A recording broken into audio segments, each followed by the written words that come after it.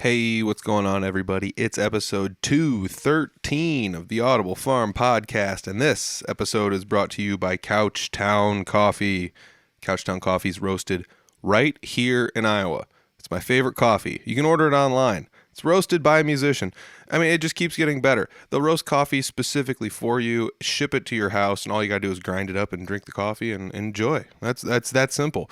You just go to couchtowncoffee.com, find a coffee you like, make an order, and when you do, let them know Audible Farm sent you, and they will give you 20% off because Couchtown Coffee is that awesome. I got Couchtown Coffee right next to me, as a matter of fact. I love it. I love it. Drink it every day. It's my favorite. You guys will like it too. Check it out. CouchtownCoffee.com. Thanks, Couchtown. This episode's also brought to you by the patrons on the Patreon channel. For $1 a month, you can join the Patreon channel and watch video versions of the podcast. $1 a month is $12 a year. That's all it costs to watch all the video versions of the podcast. Otherwise, it's always going to be free on the audio versions. But those people over there on Patreon are really kind of helping me crush this along each and every month. So I just figured I have to say thank you to each and every one of them. It's just something that it's an over-the-top way to support the podcast, and I really, really appreciate it. So thank you. Thank you very much to Nate and Eric and Vince and Ronley and Andy and Abby and Matt and Harold and Justin and Travis and the McAllister Hours. And I gotta get McAllister Hours is a podcast from Iowa, that's really cool that they're supporting us. So thank you very much for that. Otherwise, American Made Music, a band from Iowa, is supporting us too. Got to give a hats off to that. Thank you very much to the band American Made Music supporting the podcast. I really appreciate that. $1 a month, patreon.com/audiblefarm. Thank you guys. This episode, I'm sitting down with Mike Walsh. Mike's been on the podcast before. It's been a while, but he has been on the podcast before. Do I have it? Let's see here. Episode 154 was the last time he was on. That was the summertime of last year, August of 21. So it's kind of cool to get him back on here again, get another update. He's been crushing it. He's been doing a lot of stuff. So we sit down and talk about all that stuff. We talk about a debut album coming out November 29th. That's coming up real quick. At the time we recorded this, it hadn't been released yet, but guess what? It's out now. The music video for Tennessee, it's out there. October 29th was the release date.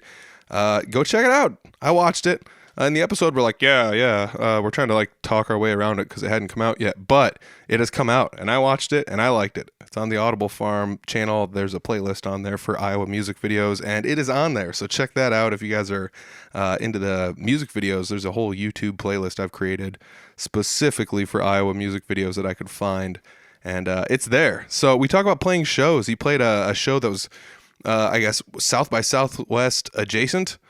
We talk about that this year, and that's kind of a cool story, to be able to go down there and play those kind of shows, playing shows all over the states, hooking up with some booking agency and booking some shows, doing some duo shows and possibly doing some full band shows, and just basically what's changed since last time. I really enjoyed having Mike on last time. We really hit it off pretty well, and he's been out there just doing a lot of work this last year and a half, and it's cool to go out there and see that. We talk about that in the upcoming episode too. So I hope you guys enjoy this one. This one is episode number 213 with Mike Walsh. It's the Audible Farm Podcast with your host, Peter Stockdale.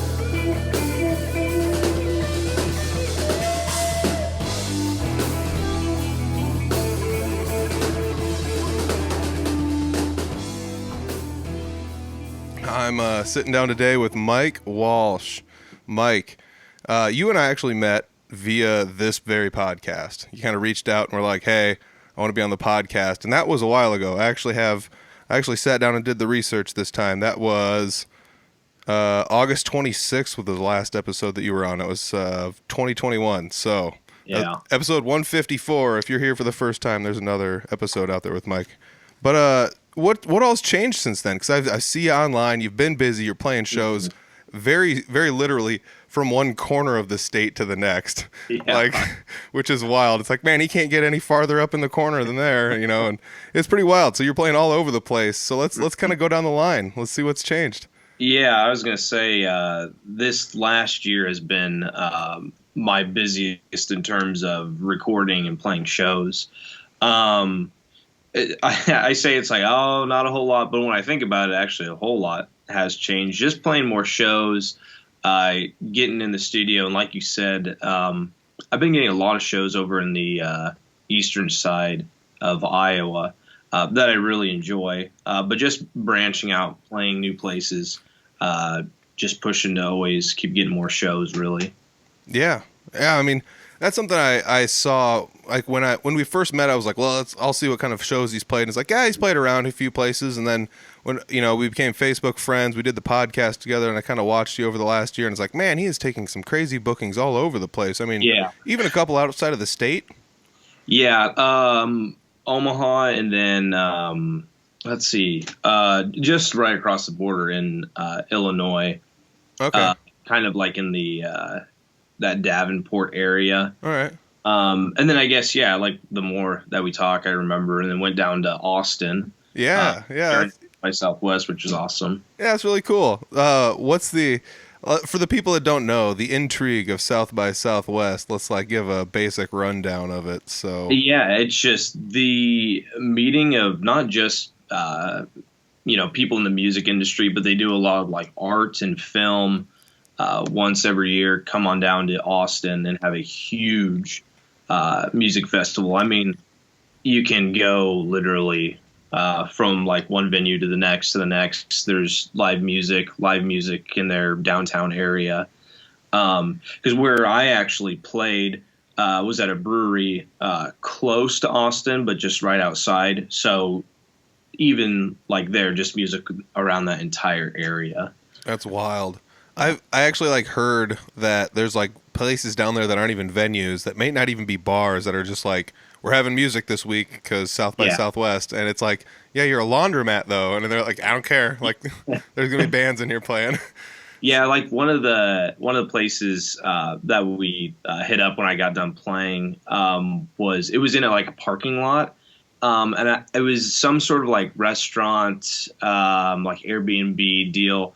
So it wasn't necessarily a bar, but it was cool because they had live music. Yeah, yeah, I mean, the more live music you play around the state or anywhere, we all kind of will figure out that. I mean, there's no real limits to what can or can't be a venue. I mean, it doesn't have to be South by Southwest either, but Yeah. I mean, I do recall with the punk band I played with, Three Finger Betty. I might have mentioned it on the podcast once before, but we played in the outskirts of Chicago at a Mexican restaurant, and it was literally an actual Mexican restaurant. We're playing loud punk music while there's families with kids in there eating food. Sure. It was just oh, okay, all right, That's awesome. So yeah, anything can be a venue. But it's really cool going down there. Going down there, was it something that you had planned ahead of time, or was it you were just kind of I mean, I know some people down there, or Yes. So yeah, at the time I was going through a booking agency, and so through them, they were able to get in contact with the venue there, and they kind of put on their own little showcase. Otherwise, I probably wouldn't have even really thought about it. Or I would have thought about it, but not actually, gone down there well, it's a ways, I'm playing shows here. But I kind of was like, you know what, let's go for it. Because I'd never been to Austin, let alone Texas. So I'm like, I'm going to make a trip out of it. Because I was able to then see some other bands that I wanted to. Yeah, I mean, if nothing else, you get the experience, and you have a story that other people don't have. And I know that's cliche for people to be like, I played in Austin, Texas, and it's yeah, but you did, so you can say now I can say that. I can't say that, so that's cool. I would. It's not that would be in my Twitter bio or anything, but I would be telling people for sure. Yeah. No, I mean, it's a lot of the other stuff in my life, or the music stuff. I see an opportunity, it's you know what, I'm gonna take that up, because I don't know when it's gonna come up again. Yeah. Oh yeah, exactly. I mean, there's even some of those situations where you take the opportunity, and even if it doesn't pan out, we all want to think that this is going to be amazing. I'm going to, whatever's going to happen. There's going to be a billion people there. They're all going to love me. But at the same time, even if it doesn't turn out that way, even if there's 20 people there and half of them aren't paying attention, it's this is still fun because you're out there at a place doing something, and there's always going to be somebody there that's entertained by what you're doing. And I mean, that's That's something I don't know why, but I would take a small attentive crowd over a large non-attentive crowd any day. Yeah, I would have to agree with that. Especially if they're interacting with you, like while you're on stage, like between songs and stuff. Like Yeah, it it seems, makes the whole experience a little bit more enjoyable, or at least I'm up there playing, not thinking, man, do these people hate this? yeah, yeah. I mean, there's nothing worse than like getting done with a song and just being like, oh, I just crushed that, and like you're like you strum the last couple chords out, and it's just like, yeah, and you look around and nobody does much, and you're like, wait, did I do good? I can't tell anymore. Like, Yeah, am I still good at this? I don't know.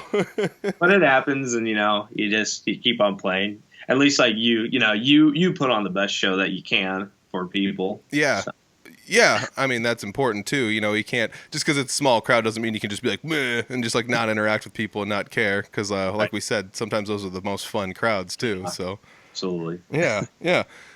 One thing that I remember was the last time that we had sat down was I was just kind of like, all right, I'll listen to Mike's catalog and we'll see what's going on here. So I listened to everything up until pretty much halfway through 2021, and that's like One More Beer. I believe there's a music video for that one. I've got a koozie for that. My old man takes it and like walks around and he's like, "Hey, who's this Mike Walsh guy?" And I'm just like, he's a podcast guy, man. That's awesome. Got to get on the podcast. You check it out. But it's fun. Koozie says One More Beer. Yeah. It's really fun. But yeah, so like I had listened to some of your songs up until then, and then leading up to this, once again, it was just like, all right, deep diving once more back through, because I had listened to the singles when they came out, when you posted them and stuff, but this is like, all right, we're going back through and we're going to try and analyze this, and I'm trying my best not to be like, because I'm not like a music critic or anything, but it seems like your songwriting has changed just a little bit, maybe not a ton, but like one of the songs that definitely struck me was, I wrote it down, it was Daydreams. I feel like there's like a high production value going on in that one, not that there wasn't in any of the other songs that you've come out with, but like that one I was just like, man, this one is definitely a change of pace from what I expected it to be. So I did want to ask some questions about that. So how's the songwriting changed since the last time we talked?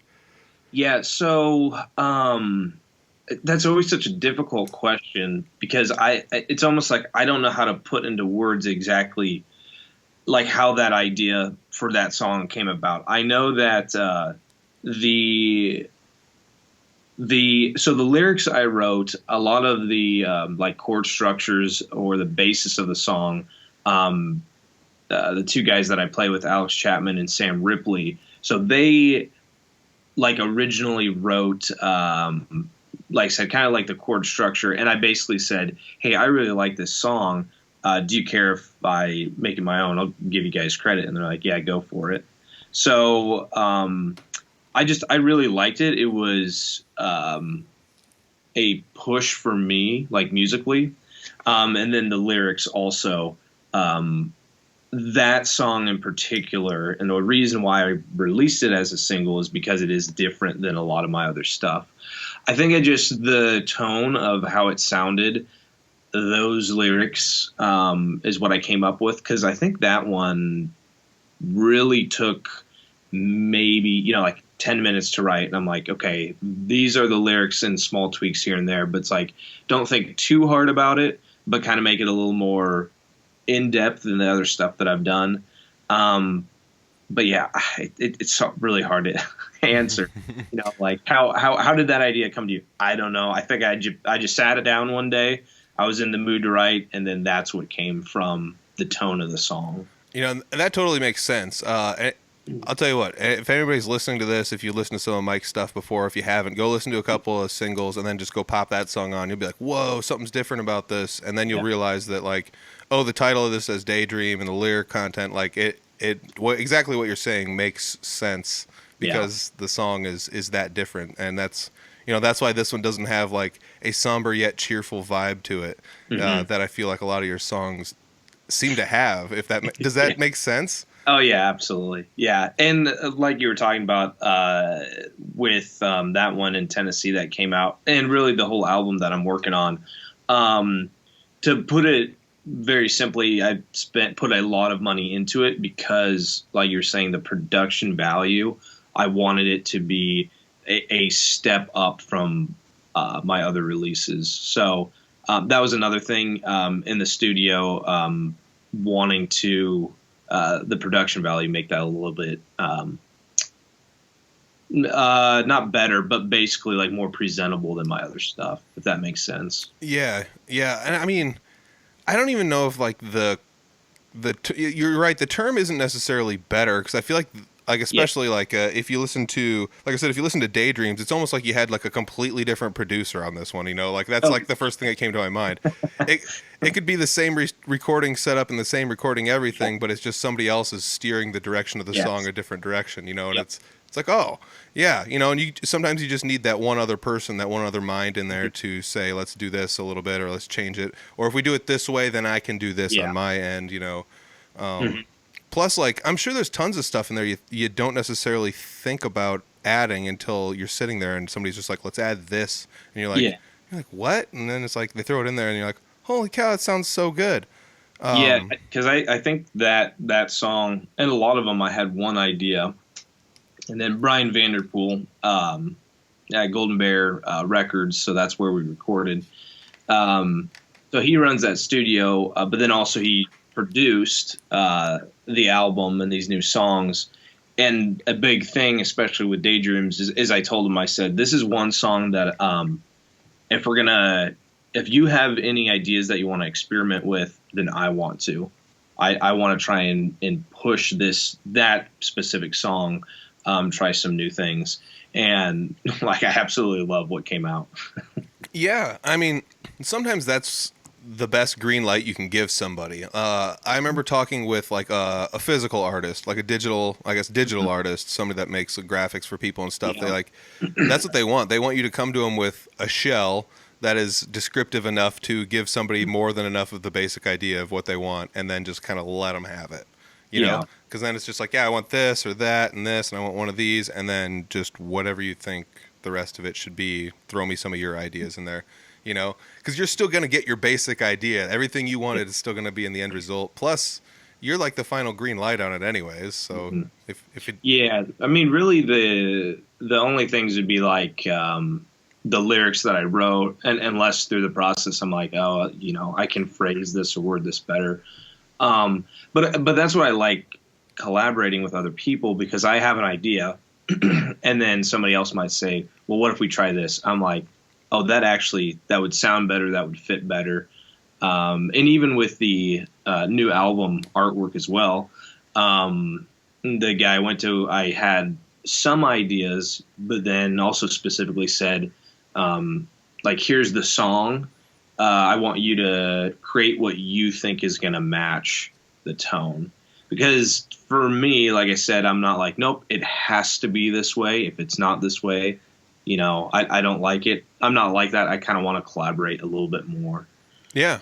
I mean, I totally understand that some people want to have like, there's probably multiple levels to it. Like some people are probably just, you know, let's go to the extreme. Some people are probably just megalomaniacs. And I'm right, and this is the way it's got to be. But some people just kind of probably feel like there's like some integrity that they're like, I have to do this all on my own, you know. And that could be that could lead to people, you know, recording at home and then not putting out their best album they could, when they could, all they have to do is go across town and have somebody help them, and wham, it's infinitely better just because they know what they're doing over there. Not that home recording people don't know what they're doing. So don't come at me, bro. But yeah, I mean, it's there's so many layers to this. So much so to the fact where like we'd all be fooling ourselves if we didn't think like our favorite artist never collaborated with anyone for anything. You know? Yeah.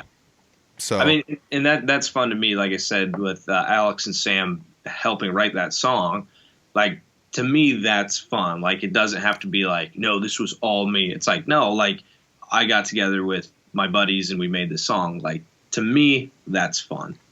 Yeah, and honestly, isn't that like the aim of the game at the end of the point? Yeah. Like, yeah, we all want to get famous and rich. Well, you know, whatever. But still, like, I'm in it to have fun. Like, I'm in it to pass time and enjoy myself while doing it. You know, and that's absolutely. You know, it's cool because not only that, but you guys get to have fun, and then the end result is you guys get to have something at the end that everyone else can enjoy too. Yeah, and I think that's huge. I mean, it's fun like the recording process, being in the studio, like absolutely have a blast. I absolutely love doing that stuff. But then also, sharing that end product with people, and then having other people listen to it, and enjoy it. That's also fun. Oh, absolutely. Absolutely. I mean, that's the argument that is for recording, is people can listen to it anytime they want to, Yeah. as opposed to just having to go see you live somewhere. But yeah, I mean, we had talked about a lot about the song Daydreams, but I do also want to talk about the song Tennessee, which, I mean, as of the day we are recording this, I don't want to let it out of the bag, but you do have a music video for that coming out, right? Yes. All right. Yep. So when this comes out, it will have already dropped. So go look for the music video. It's October 29th. The music video came out, and it's available everywhere. And it's amazing, man. I got to tell you, it's amazing. I've seen it 100 times. I'm just kidding. We pre-recorded this. But let's talk about that, because I did listen to this. You have a lyric video for that as well. Yes. And that was one of the songs, another song where I was listening to it, and I was like, ooh, there's some different production going on here. And some of it is literally just as basic and complex as the drums are. I'm just like, ooh, that's tasteful right there. And it's like, it's just a simple beat, but they're changing it just enough to make it special. And I just had to like bring that up too, because I just feel like there's a lot going on in that song as well. And I also, it's another song I enjoy the lyrics to. It's a good lyrically written song. I enjoy it. Thanks. It's a fun story, and the music video. I mean, as of the day we're recording this, it hasn't come out, so I'm stoked to watch it, because, like I said, having listened to it and watched the lyric video, I'm kind of stoked to see what comes of it. So let's talk about it a little bit. Yeah, absolutely. So with the music video, I'll just start there. I'm really excited for that because we shot it at a local bar, small town Cromwell, which is like not more than 10 miles away from Creston, where I'm based out of. So we shot it there, and then Dustin Baird, the guy who filmed it, when we were editing it, I'm so excited because it looks so good. There were other people in the bar hanging out that were in on it, and just a lot of really cool shots. So the music video, we just had a whole lot of fun with it. But then, also that song in particular, to put it shortly, the lyrics or the theme was taking a trip to Nashville with some buddies, and it's an exaggeration of just hanging out there. So it's like a party song, hanging out, having a good time. Yeah, I was gonna say, I hope it's not a true story, but if it was, it would be an awesome true story. It'd be super fun. So the idea for it, how it came to me is that, because the actual story is, my buddy and I were driving I think we were going to the Jack Daniel's distillery. Okay. So we were going there. And we were sober. But we were headed there, and there was like a trooper that pulled around, and he thought he was going to get pulled over, which he didn't. The guy went for somebody else. So some of the lyrics, like Highway 55, that's the highway that we took from Nashville to the distillery. The Tennessee trooper, like, that's an exaggeration of what was going on. And then hanging out in Nashville. That's awesome. Yeah. So that's why it's an exaggeration of like a true story, but that's what came to me when I was writing. So I'm like, that's the story. Well, I dig it. I mean, everything's what do they call it? Like, everything that people see is just an exhibition of what your actual life is actually is, so, and that's no different with music. You can exaggerate and do it. You're an artist. You can do whatever you want. Sure. But I don't know. I just had to like repeat that one though, that I did like that song. And I feel like that one, because when I listened to it, I was just like, I listened to Daydreams and I was like, am I on the right? Is there another Mike Walsh out here somewhere? And I was like, nah, this is his YouTube channel. It says it right here. So I listened to that one. I went into Tennessee and I was just like, all right, here we go. And I was like, okay, yeah, this is right back to where we should be. This is in your lane again. I mentioned it earlier, but like, I feel like I said, all of your lyrics kind of have this starting off kind of somber, kind of a feel, but everything's like a joyous occasion. I had one other song. It was "Glad," I think it was the other song I was listening to, which was another song that you had released since we last talked, with a music video and an EP. I believe might have been already released for that one though. Maybe not. Yeah. EP. Yeah. So you had an EP for that one as well. But I think that was the other song I was listening to, where it's like everything feels like it might be sad, but it's definitely not sad. And then if you listen to all the lyrics and it's like the whole story is done, it's like that was a nice story. Like like how do you do it? Is this something you're purposefully doing, or is it like an influence you have from somebody, like an artist that you enjoy, or? Yeah, and once again, so for Glad specifically, that one was, at the time I was taking vocal lessons, but with that would do different writing exercises. So the exercise was, I think it was like write a song that has a like upbeat or happy feel to it, but the lyrics are like the opposite. But it wasn't necessarily like supposed to be dark, but that's what like I wrote, and I didn't know if that was like the angle. And so then I played it for my vocal teacher, and she's like, "Yeah, that's awesome." So and I was like, oh, "Okay, then I'll record it." That's awesome. I once again, like, to me, that song, looking back, like it's like, oh yeah, I recorded that song, put it out there, people liked it. But at the time, I was like, I don't know if people are going to like this. I don't know what people are going to think of it, but I'm going to put it out there and see what happens. And even with like how you're talking, the difference between Daydreams and Tennessee, so they're going to be on the same album. And with the album, there's some songs. There's a song for everybody. At least I feel like that on there. Because there's ones like Tennessee, and then there's Daydreams. There's some that are a little slower paced. So there might be some differences like on the album. And I don't want to say like inconsistencies, but there's definitely not like one theme. But I'm hoping that people will still enjoy it. And like I said, they were recorded at the same place and produced by the same guy. So they're going to be similar. But there's also differences. But to me, I mean, that's pushing, my musical boundaries. Yeah, and I mean, if I think about like all of the songs, like with the exception of probably like AC/DC, you've got to have some sort of variance in your albums. And I'm not trying to pick on the AC/DC, but they, exactly what you mean. They wrote one song 400 times and just kept getting rich off of it. Every song on every album was Back in Black.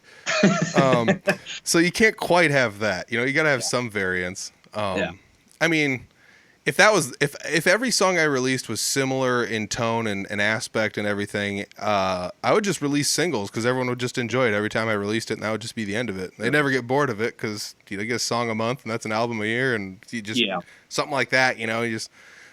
I mean. This is me, though, not being a songwriter. However, I will have to say I've been trying hard. Because I'm just like jealous all you guys, you write the songs, they sound so great. And I was like, I want to try to be able to do this. And it's not an easy task. I was just, no, I mean, even the other day I sat down to write and I hated every single thing that I was putting down on paper. So it's hard. I don't know where. The only thing that I do know that's interesting, at least for me, is I've got to write sober. So to me, like I've written before, I'm like have a few drinks and I'm like, oh, I'm feeling good, jamming out on the guitar, write some stuff. Come back to it later. I'm like, that was dumb. That did not sound good. So I really got to be in. Like I talk about, so my own, like mental space, sit down, and it might, hit me one day. I'm like, okay, today I'm ready to write. And the other day, for whatever reason, what was coming out, I didn't like anything. So I don't know. There's some days where I'm able to write, and other days where I'm like, nah, just not feeling it. Yeah, that makes sense, though. I mean, everyone has like a headspace they like to be in to do just about anything. But have you ever tried to while you're like trying to write music, if you had a couple beers or whatever, like when you're get it all written out and stuff, and you're kind of jamming it out. Have you ever like tried to record it on your phone, like just as like an audio memo, and then listen back to it like the next day? Yeah. Okay, Yeah. so that didn't change anything then, I guess. And I'll do that. That's another thing I guess I'll do. Use my phone to do the voice memos if an idea comes to me while I'm just like driving, wherever, doing something completely unrelated like music. I'm like, I just think of something, or have different notes where like maybe the these lyrics didn't fit the type of vibe I was looking for at one point, but I have a new song where, hey, let's go back and see if that fits. Oh yeah, that works. Yeah. I mean, I was talking with somebody on a podcast not too long ago about that. Like the songwriting of a lot of people seems to be similar, but it also seems to be very different and tailored like specifically for them. But that's like the one thing I'm finding a lot of people are like, even if like I'm one of those people that's like, I write something down, I'm like, this sucks. You throw it away. You never look at it again, and it's gone forever. And there's some people that are like that. I just did a podcast with somebody not too long ago that like he said he wrote like the majority of an album, and he's just like, I don't like where this is going, and he just and he just trashed it all. And he said, I didn't even save any of it because I knew if I don't like it, and I don't want to borrow pieces of things I don't like. And It's like, I guess that makes sense, but there's so many songwriters out there that like write stuff and they're like, this didn't come to fruition, but there's pieces of it I might want to borrow later for other things. And they do, and they slide them into songs that everybody knows and loves. Yeah. So there's an aspect to that too that should probably be at least heralded by some people. I get why people would have different aspects, and this is me, once again, being a non-songwriter trying to compare myself to you guys. But it's wild to think that is a thing also, like, just you can have an idea like 2 years ago that doesn't fit into something until you have an idea 3 years later, and all you're trying to do is make a 3-minute song, like, absolutely. Like, I don't know, the whole fact that you can organize your thoughts long term, for those kind of things is pretty wild. But I guess that's what technology's for. We've all got everything's super easy to record on and take notes down and stuff like that, while I'm still trying to write stuff out on pencil and paper. But I don't know. I'm going to take little lessons from you guys and try and figure out how to do this the right way, maybe. I say the pen and paper, that's how I write. It's for whatever reason, it's easier to for me to like actually visualize it, or like putting pen to paper versus typing it out, like you could.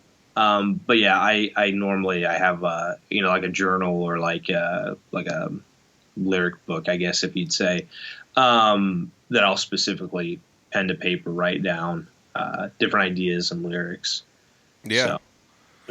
Yeah. How about like other concepts for songs? Like, we kind of went through some of these, like Tennessee. You kind of told me about the story that was like extrapolated from you and your buddy going there, and we got the other one for Daydreams was kind of influenced just by the music in the song, and like Glad was almost just like a dare from somebody. So is that just kind of like how all these kind of come about, or are these just you take little bits and pieces of things that happen in your life? Because I almost feel like this is like a comedy skit. You're just like borrowing a little bit of this from here and a little bit of this from here, and then before you know it, you got this thing.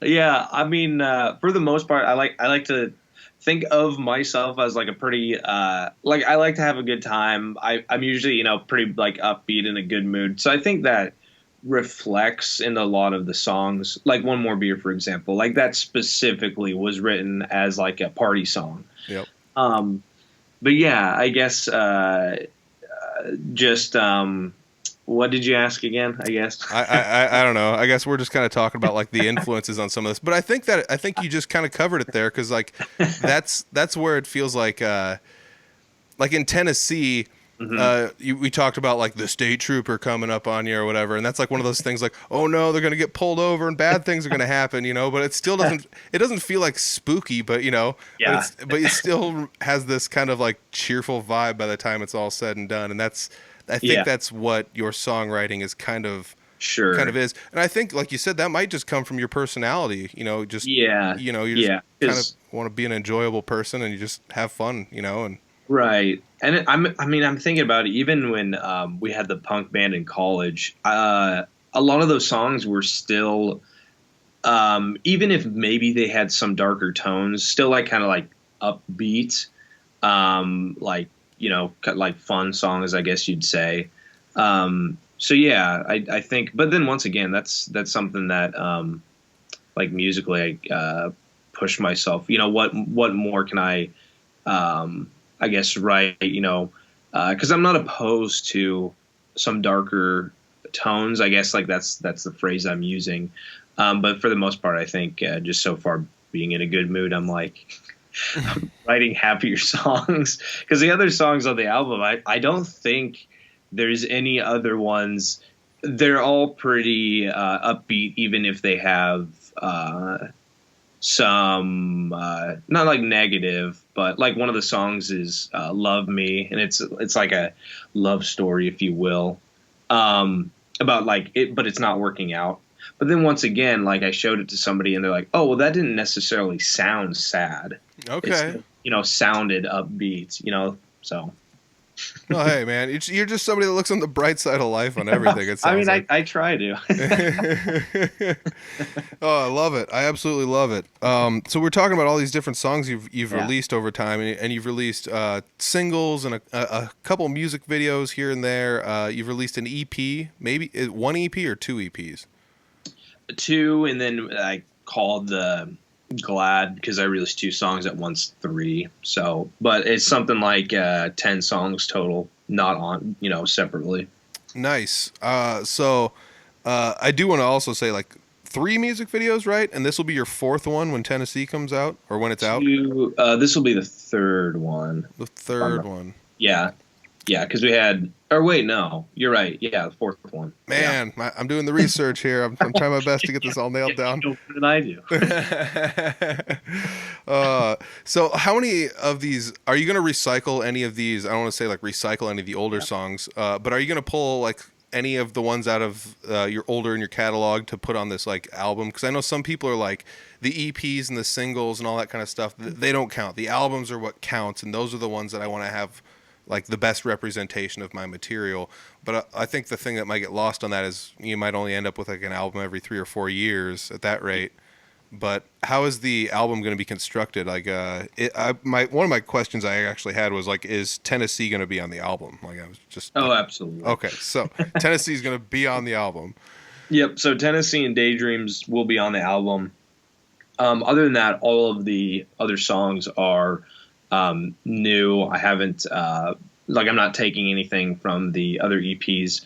And I did that because, I wanted basically like a fresh slate, completely new. I didn't want to use any older songs for this album. Now, that being said, I do want to go back and re-record, Smile, just because a lot of people like that song.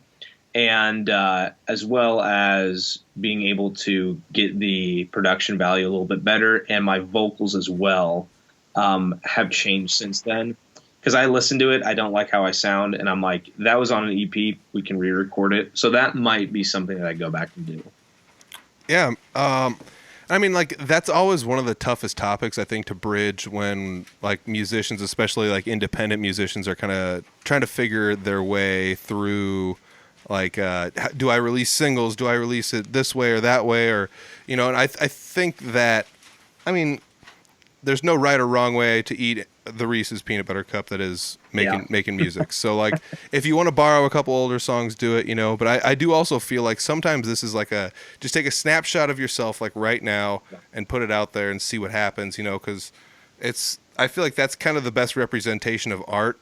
But at the same time, like, how cool would it be if, like, physical artists use some of their older media to create new media, like, oh yeah, it's not like every time somebody made a car, they threw out every idea of every car before it and then just started from scratch, Sure. So, I guess there's no right or wrong way to do it, but, we've kind of like danced around it a little bit, but you do have an album coming out, and the date that you gave me, let's see if it's right, is November 29th is the release date for that? That is correct. All right. So that'll be coming out here not too long. Yeah. This episode is coming out early November. So November 29th. So if you're looking for that album, it's not out yet, but you can go at least watch the new music video for Tennessee. That is out. That's on your YouTube channel. And Do you upload those to any of your other social media, or is it just the YouTube channel? The music videos. Yeah. Yeah, available on YouTube. Nice. So YouTube's the place to go for that. Yep. We had talked a little bit about this before, but you said you had recorded that at Golden Bear Records. Yes. And that was in Des Moines. Yes. How'd you find that place to go record at? Yeah. So I knew that I was going to be spending a lot of money on this album because it'll be my first album. Wanted it to be high production value. Was willing to put out the best product that I could, and so I was going around to just visit recording studios. I guess tour them, see which one I wanted to record at, and that was the first one. I had a list. That was just the first one that I found. I have no idea. I think I might have just Googled recording studios in Des Moines or in Iowa. So that was the first one on my list. And instantly talking to Brian, being in the studio, I even told him, I was like, hey, I'll be honest with you. I was going to tour other studios, but I'm not going to anymore. Almost instantly, the vibe was there. Nice. And so I'm like, this is the place that I need to record at. The studio and Brian Vanderpool is amazing. You just feel so comfortable being in there, which, to be honest, sometimes is very hard, especially recording in front of other people, because you're like, oh man, am I gonna suck? But I felt at home. I was relaxed.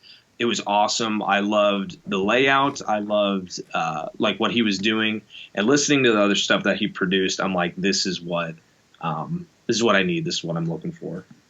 You just brought up a really big point. Sometimes it's not easy to record. You could play the stuff a million times. You could have all of the same exact everything going in to record somewhere, but you're in a foreign environment with foreign people. There's probably somebody sitting at a keyboard that looks not impressed by anything ever. I'm not trying to say that's how all recording studios go, but if you go to I know what you mean, though. But that's just kind of how that's kind of how I feel. I'm like, oh, this person, they've probably recorded 4 billion songs, and yeah, they're probably just like, all right, here we go, another song. Even though they're probably really enthused and happy to be doing what they're doing, otherwise they wouldn't be doing it in the first place. But it's just it's almost nerve wracking. It's awkward. You're there playing your songs in front of people. They're gonna get recorded. What you're doing there is permanent. It almost feels like you're at a high level job or something, But but it's for you. I don't know. The whole thing is just wild. It's it's spending all your time to have this idea to paint something, but you can only paint it somewhere else with other people watching you. And don't get me wrong. Like I said, I absolutely love the recording process. I love being in the studio. I was kind of sad when it was over. Just because I love being in there. I love recording. But like you're saying, if I get up on stage and I make a mistake, live at a show, I can cover it. It's not a big deal. You move on. But in the studio, everything, you're going to hear everything. Everything's recorded. So I guess just recording the amount of times that I have doing my own stuff, recording with other people, I think I've gotten more comfortable to you're gonna make mistakes. At least I know that I do, and so it's okay to go back over. It happens. So not getting frustrated. And like I said, once again, it's just part of that recording process. Yeah, I've said it before on the podcast, but definitely one of the things that I always like to think about is how thankful I am that recording is the way it is today and not the way it was yesteryear. I could not imagine cutting reels and tape and the whole night. That would just be unfortunate. The whole thing would just be unfortunate. Yeah. I don't know. I'll say that there's no way that I'd be able to play one take with a full band without making a mistake. So that's why, I'm glad that we have the technology that we do. Yeah. but that's just it. I mean, you're still recording, and you still have the. I mean, everybody does it different. But if I don't like something, we'll go back over it. But also, it makes editing like 100 times, faster. Oh yeah, oh yeah. You could. Yeah. Well, I don't. This isn't a recording podcast, but yeah, definitely. Like I was gonna say, you can go pick individual lines out. You can track anything specifically. Yeah. It's you can do it all one at a time. I know some people don't like that feel, but Which I do. That's what I like doing, one track at a time. But that's just me. It is what it is. I've recorded in both scenarios, and I think it just depends on the band or who you're doing or what's going on, how you want to try and pull it off. But I do recall. Let's see here, Three Finger Betty's EP. There's one of those songs was a one take. Like we went to the studio, full band, like in the same room recording with headphones, and it was just like slam. Like there's one song done. Oh, nice. And we kind of just looked around like, all right, like next. Then that was honestly one of the most flawless recording processes I ever had. And it was funny because that one was also one of the weirdest, because it was just like in a random basement that was like not finished with like everything. It was just cables everywhere, and it was all just set up kind of randomly, but it worked out so well. It sounded so good. So I believe that day I also had like a crazy headache, and I'm not someone who gets headaches, so it was like really weird. And I'm just like, I don't know what to do, but it all worked out really well. And that's just something to say, like, even in weird situations, sometimes recording can work out, So like, don't let any of my like craziness on this podcast deter anyone from recording, because I've also been in great situations with great people and studios that make you feel at home, and there's couches in there, and you can sit and eat pizza and hem haw with people while you're editing stuff and just have a good time. So, I mean, there's fun spots to all of it, for sure. The album, once again, is coming out November 29th. I also have the question of, do you have a title for this? Oh, yes. Losing Control. There it is. All right. And that will be out once again, November 29th. You have Facebook and, let's see here, Instagram. I'm not sure about Twitter. I know you're on YouTube. I've got a pile of links for you from last time, so I'll definitely be putting those down below. So what about releasing this stuff on physical media? So have you released anything, any of your old material on physical media before? Just CD, but this time will be CD and vinyl. So I'm really looking forward to that, because I think the design that we got for the album is going to look really cool on vinyl. I love vinyl. I'll tell you what, I used to listen to it like a lot, but I don't listen to it as much anymore, just based on convenience. I don't know. I don't know what the deal was. When I was more hyperactive, I listened to more vinyl, but now that I'm like more calm and I sit down more, it's like I don't. It doesn't make any sense. Yeah. But vinyl is the way to go. There's nothing more fun than popping on a vinyl and listening to it. It just feels like an event, Oh, absolutely. Yeah. No, it's crazy. I don't know the exact numbers, but I know that I've read and seen that like physical vinyl sales like surpass CD sales. It had to have been like a few years ago now, but basically like it's coming back. People are buying vinyl, which I think is cool. At the same time, like you're talking about, I think I'm kind of the same way. I used to be really big into it in terms of listening wise. And I still will buy vinyl from different bands that I really want, like their album. But I don't do it as much, and maybe it's a convenience thing. Maybe I'm just busy with stuff. I don't know. But I still think it's fun, and the fact that other people enjoy it, I think it'll be really cool. Yeah, definitely. What about like CD sales? 'Cause I mean, you talked about that because when was the last time you went to like? There's no used CD stores. There's no CD stores at all anymore. And there's barely even CD sections at places. Sure. It seems like I would say like the last 30 albums I've bought are like independent bands CDs. It's more so like shows. Like people pop them in their car, have a CD player, and then radio stations a lot of times want a CD. So those are like the biggest things, I guess, that I see. Which I don't order a whole lot of them, like as it is, just because they don't really sell a whole lot. I don't see it anyways, because like everything's digital.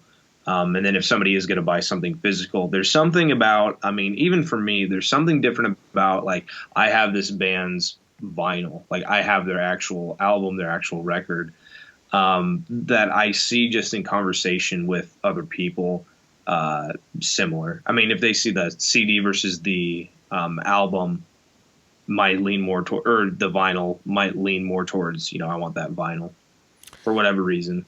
Yeah, I mean, I don't get it either. I think maybe it's like a trophy almost at the same time, because it's just like this thing is the thing. I think that's the best way to explain it. I mean, like, I'm always first and foremost shirts. Like, that's always the first thing I look at. I get it. If I love your music, if I can stream it, I'm sorry. I'm just going to stream it. I'll stream it a bunch and you'll get a penny. I'm sorry.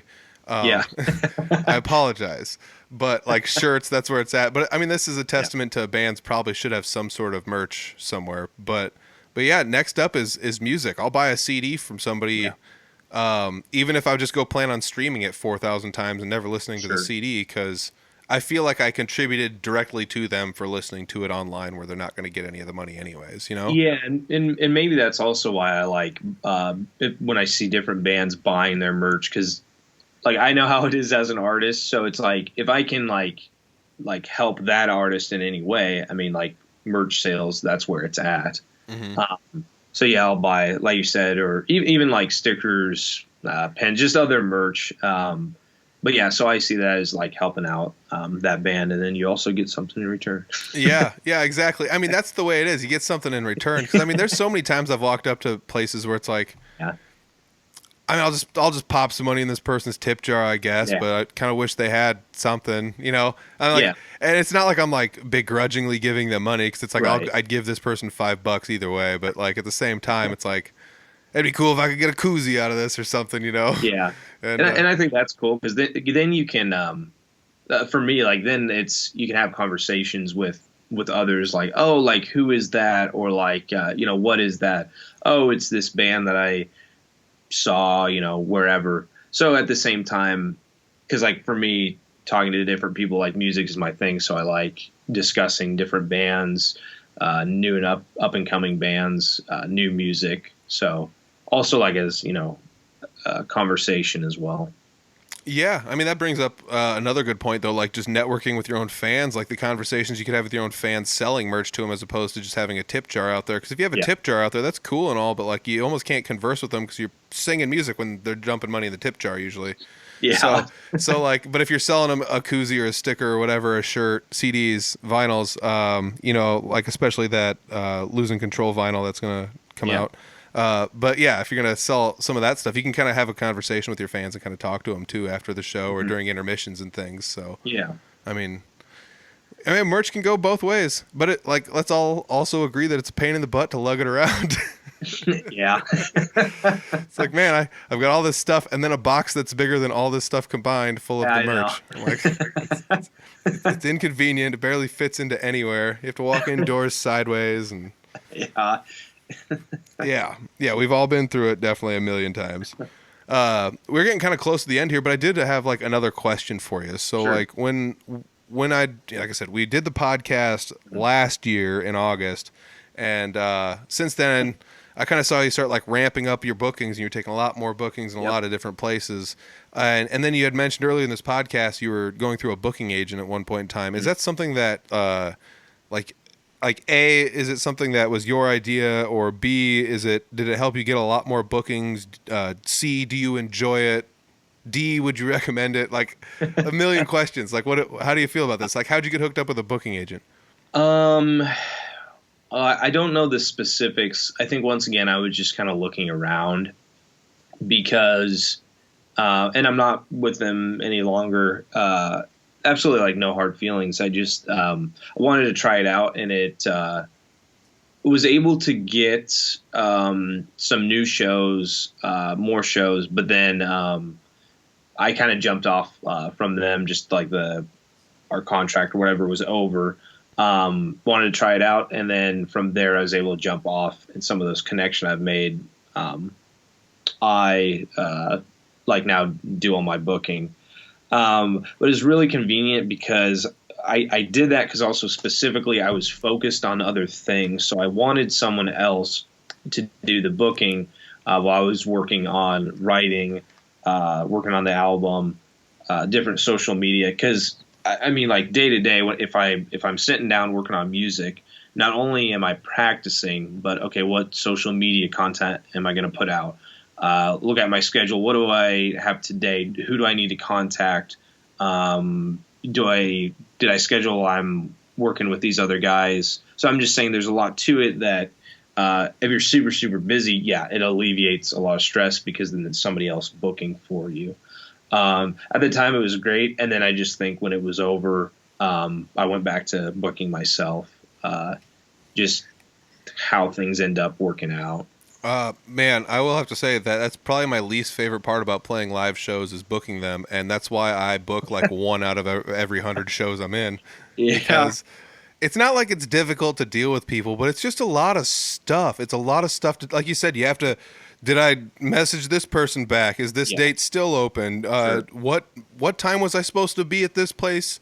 You know, like all that stuff you have to go back through. Like, did this person message me on Facebook, or was it a text message, or are they sending me Snapchats for some reason, trying to book me over Snapchat? You know, like, you never know. So, keeping good notes, and you just have to be organized, and it's not always easy, especially if you're trying to coordinate with other people. Because, like you said, you recently started playing duo shows.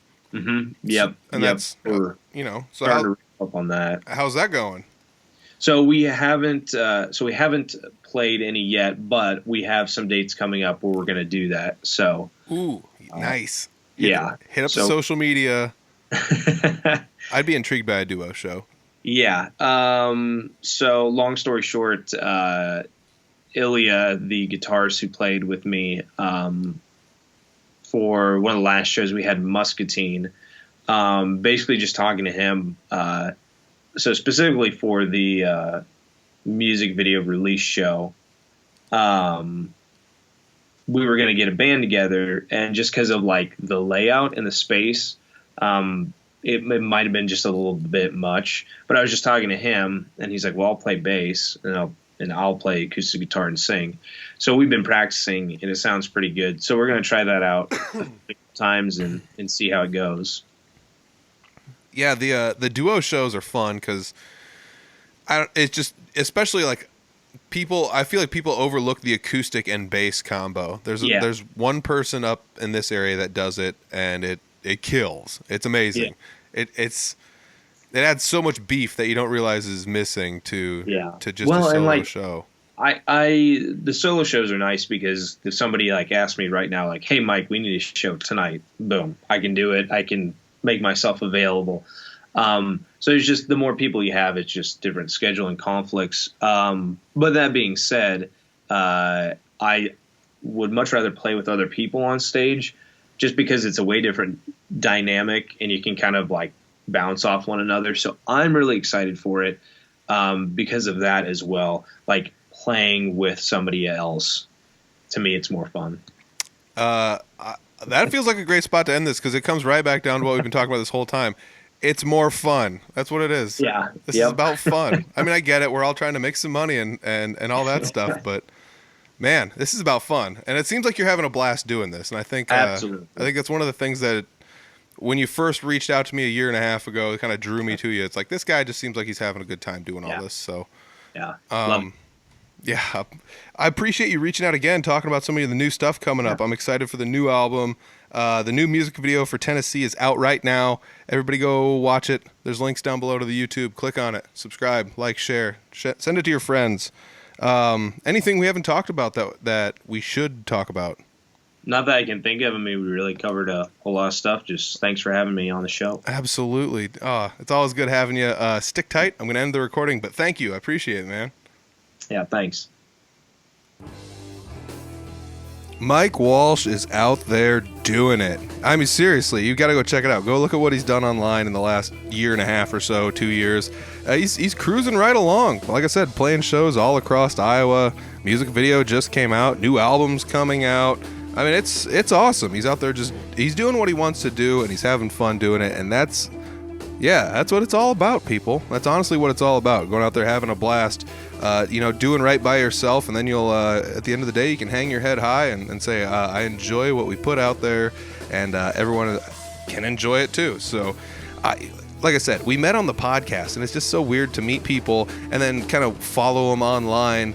It's that weird online relationship you sometimes have with people that maybe you haven't actually ever met, and back in the day, it used to be a thing. Back in my day, back before like Facebook, it was kind of weird. You'd like meet people on random sites, and you'd kind of buddy up with them, and you'd add them to your whatever messenger or your email chains or whatever was there back in the day. And I mean, I've got a handful of people I've like buddied up with over the last 20 plus years, like just from the internet, that I've never met, and it would be fun to actually meet some of these people. But speaking of that, if you're anywhere, I mean, like I said, Mike Walsh is going almost corner to corner across the state. So if you guys want to go check him out, there's plenty of range he's got to check out.